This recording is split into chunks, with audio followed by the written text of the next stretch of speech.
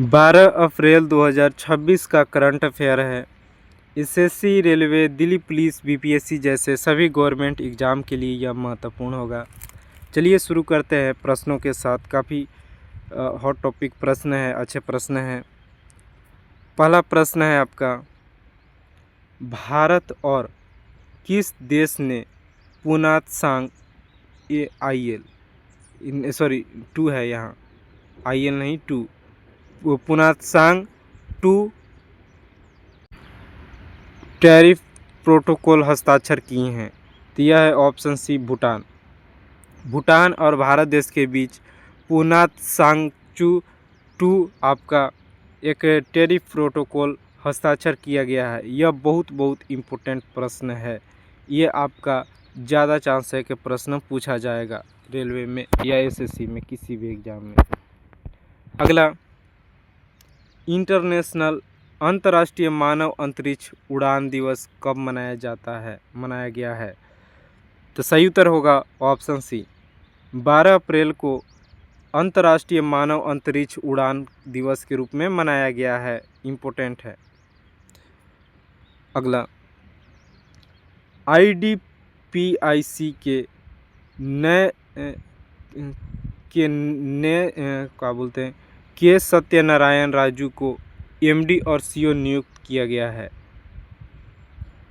यहाँ पे थोड़ा टाइपिंग मिस्टेक है, प्रश्न की गलती लिखा गया। यहाँ पे पूछेगा IDPIC के नए MD और CO किन्हें नियुक्त किया गया है? तो यह है के सत्यनारायण राजू।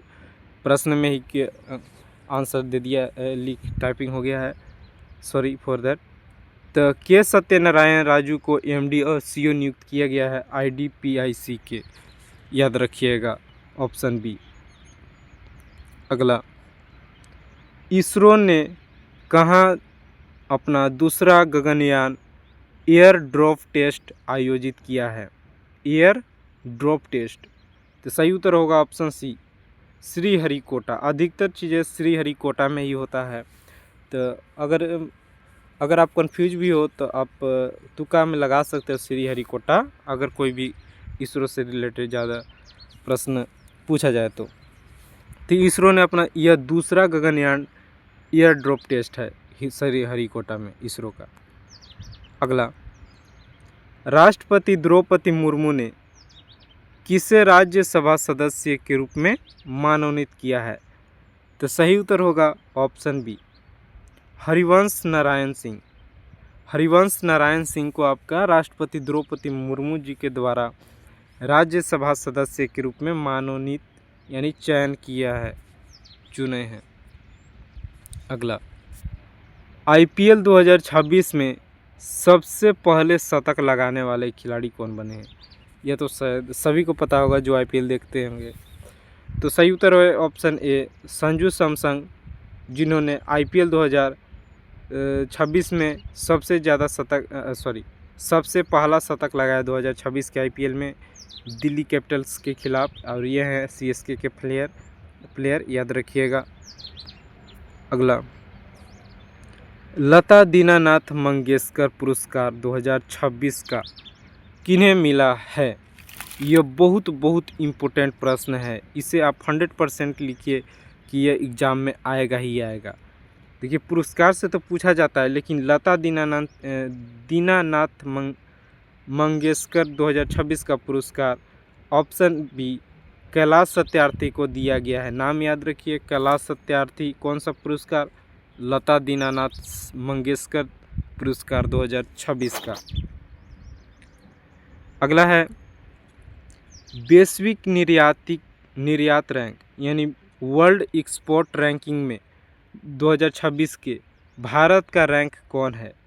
तो सही उत्तर है ऑप्शन सी, 19वां, यानी 19वें नंबर पर रैंक कर रहा है भारत। देखिए, इंडेक्स से प्रश्न पूछा जाता है और इंडेक्स का यह इम्पोर्टेंट प्रश्न है। तो यह इंडेक्स का यह प्रश्न है कि वर्ल्ड में सबसे ज़्यादा एक्सपोर्ट कौन करता है? जो 1 पर होगा वो अच्छा एक्सपोर्ट करता है। इंडिया है 19वां नंबर पर एक्सपोर्ट के मामले में, याद रखिएगा। अगला, भारत ने डेंगू के लिए किस वैक्सीन को मंजूरी दी है? जो डेंगू डेंगू मच्छर, तो उनके लिए वैक्सीन की मंजूरी दी है ऑप्शन ए टैक 003। टैक 003 जिसको क्यूडेंगा भी कहता है, क्यूडेंगा के नाम से जाना जाता है, वैक्सीन का नाम है, भारत के द्वारा इसे मंजूरी दिया गया है। यह बहुत इम्पोर्टेंट प्रश्न है। अगला है, अनंत अंबानी ने कहाँ वनतारा यूनिवर्सिटी लॉन्च किया गया है? वनतारा आपको पता ही होगा कहाँ पे है, तो वनतारा यूनिवर्सिटी एक लॉन्च किया गया है, तो हो सकता है वहीं पे लॉन्च किया गया हो वनतारा यूनिवर्सिटी, तो हाँ वहीं पे। ऑप्शन सी जामनगर गुजरात राज्य में है। जामनगर में आपका अनंत अंबानी के द्वारा वनतारा यूनिवर्सिटी लॉन्च किया गया है। यह बहुत इम्पोर्टेंट प्रश्न है।